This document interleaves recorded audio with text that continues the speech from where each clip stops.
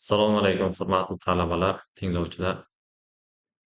Men Qurbon Umid, Termiz davlat muhandislik va agrotexnologiyalar universiteti aniq va tabiiy fanlar kafedrasida assistent o'qituvchisiman.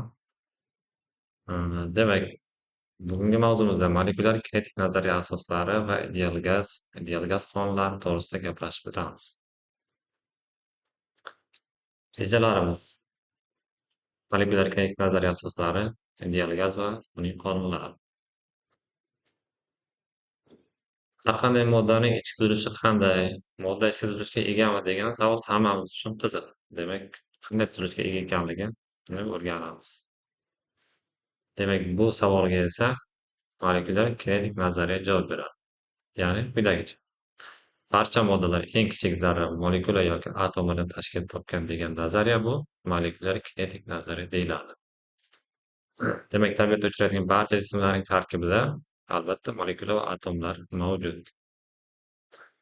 Endi molekula va atomga qisqacharoq to'xtalib o'tadigan bo'lsak, demak, moddaning eng kichik bo'lagini atom deb qaraymiz. Demak, atomlar yig'indisi esa molekula deb aytib o'tamiz.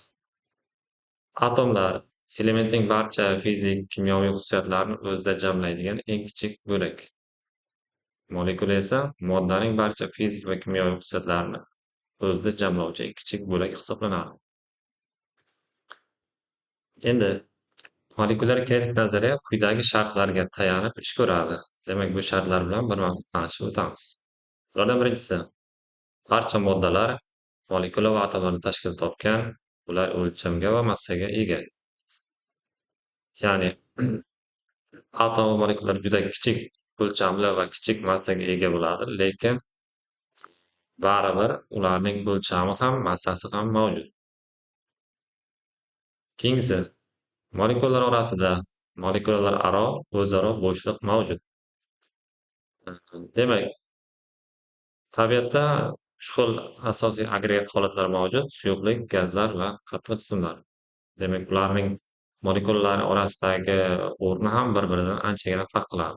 Qattiq jismlarda juda kichik bo'shliqlar mavjud, suyuqliklarda o'rtacharoq, gazlarda bo'shliq ancha kattaroq holatda bo'ladi. Lekin hammasida molekulalar orasida bo'shliq mavjud. Demak, buning isboti esa diffuziya hodisasi orqali tushuntirishimiz mumkin. Demak, diffuziya hodisasi barcha agregat holatlarda kuzatiladi. Agar bu holat kuzatilmaganda molekulalar orasida bo'shliq mavjud emas degan fikrga kelar edik. Keyingi shart: molekulalar uzluksiz, tartibsiz harakat qiladi. Ularning to'qnashuv jarayoni esa absolyut elastik tarzda kechadi. Demak, uzluksiz va tartibsiz harakat, ya'ni xaotik harakat, bu asosan gaz molekulalari uchun aytilyapti. Ularning to'qnashishi esa absolyut elastik tarzda kechadi. Demak, absolyut elastik tarzdagi to'qnashuv degani bu gaz molekulalarining bir-biriga urilgandagi to'qnashuv aytilyapti. Ya'ni ikkita molekulami ular bir-biriga urilganida to'qnashuvdan so'ng alohida harakatlanadi. Keyingi shart: molekulalar orasida o'zaro tortishish va italish kuchlari mavjud. Ya'ni molekulalar bir-biriga yaqin kelganda italish kuchi, uzoqlashganda esa o'zaro tortish kuchi vujudga keladi. Molekulyar kinetik nazariyaning asosiy tenglamasi. Endi bu yerda 3 ta tenglama berilgan. Ularni birma-bir ko'rib chiqamiz. Ya'ni P barobar 1/3 m0 n v kvadrat. Demak, bu yerda P bosim, m0 molekula massasi, n konsentratsiya, v esa o'rtacha kvadratlik tezligi. Demak, biz bilamizki, mexanik bosim yuza birligiga to'g'ri keluvchi kuch orqali ifodalanadi. Endi gazlar qanday qilib bosim beradi? Gazlar to'xtovsiz va tartibsiz harakati tufayli idish devorlariga urilish natijasida bosim beradi. Bosimning qay darajada bo'lishi esa mana bu yerdagi parametrlarga bog'liq. Ya'ni molekulaning massasiga, ularning konsentratsiyasiga va o'rtacha kvadratlik tezligiga bog'liq. Ya'ni qanchalik yuqori massali molekula bo'lsa, yaxshiroq bosim beradi. Konsentratsiyasi yuqori bo'lsa ham bosimni oshirib beradi va tezligining yuqoriligi ham bosimni yuqoriligini ta'minlaydi. Ikkinchi formulamiz V barobar 1/3 rho V kvadrat. Ya'ni tepadagi formulaning ixchamlashgan holati. Ya'ni bu yerda rho molekulalar zichligi, V esa tezlik. Keyingisi V barobar 2/3 n ko'paytirilgan E kinetik. Endi bu yerdagi E K deb yozilayotgani kinetik energiya. Ya'ni molekulalarning kinetik energiyasi. N esa konsentratsiya. Ya'ni molekulyar kinetik nazariyaning asosiy tenglamasi bosimni nimaga bog'liqligini ifodalab beryapti. Molekulalarning ilgarilanma harakat tezligi bu yerda ko'rsatib o'tilgan. Demak, birinchi formula izdosida 3kt taqsim m0.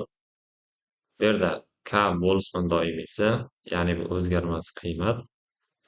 Qiymat jihatdan quyidagiga teng.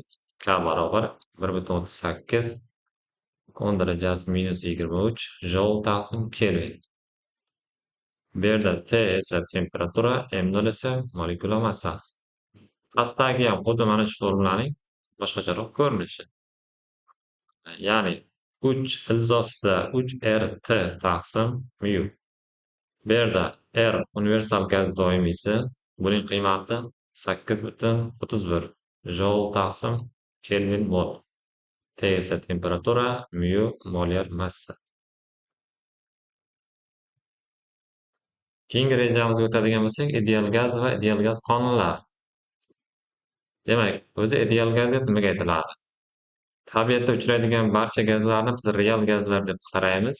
Ideal gaz bo'lishi uchun esa o'lchamlari va shakli hisobga olinmas darajada kichik bo'lgan, molekulalar orasida o'zaro ta'sir kuchlari hisobga olinmaydigan gazlarga aytiladi. Demak, ideal gazlar uchun bir necha holat tenglamalari ham mavjud. Bulardan bittasini ko'radigan bo'lsak, Mendeleev-Klaperon tenglamasi. Ya'ni ko'rinish jihatdan quyidagidek. PV taqsim T M taqsim mu ko'paytirilgan R. Ya'ni bu yerda P bosim, V hajm, T temperatura. Tenglikning ikkinchi tomonida esa massa, molyar massa va universal gaz doimiysi ko'rsatib o'tilgan. Bu yerdagi kattaliklardan demak, yopiq idishdagi gaz bo'ladigan bo'lsa, uning massasi o'zgarmas.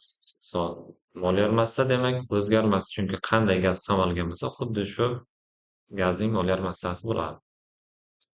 R esa o'zi o'zgarmas universal gaz doimiysi. Qiymati 8,31. Tenglikning chap qismi esa o'zgaruvchi kattaliklar ko'rsatib o'tilgan. Bosim, hajm, temperatura bir-biriga mos ravishda o'zgarib boradi. Demak, buni esa ideal gaz qonunlari, ya'ni izojarayonlar yordamida ko'rish mumkin. Izojarayonlar, bulardan birinchisi izotermik jarayon. Demak, bu jarayon 1667-yilda ingliz olimi Boyle va xuddi shu yilning o'zida esa Marriott tomonidan kashf qilingan. Shuning uchun ham Boyle-Marriott qonuni deb ataladi. Izotermik jarayonda temperatura o'zgarmas. Bosim va hajm esa bir-biriga teskari bog'langan holatda bo'ladi. Keyingisi izobarik jarayon 1802-yilda fransuz fiziki Gey Lussac tomonidan aniqlangan. Demak, shuning uchun ham Gey-Lussac qonuni ham deb ataladi. Demak, idishga solingan ma'lum massali ideal gazning bosimi o'zgarmas bo'lib, hajm va temperatura orasida kechadigan jarayonga biz izobarik jarayon deb ataymiz. Keyingisi uchinchisi esa izoxorik jarayon. Bu 18-asr oxirida fransuz olimi Sharl tomonidan kashf qilingan.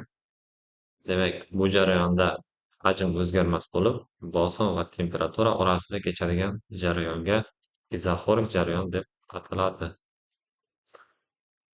Demak, bugungi mavzumizdagi asosiy ma'lumotlar shular edi. Ideal gaz va uning qonunlari, molekulyar kinetik nazariyat. Barchangizga rahmat. Salomat bo'ling.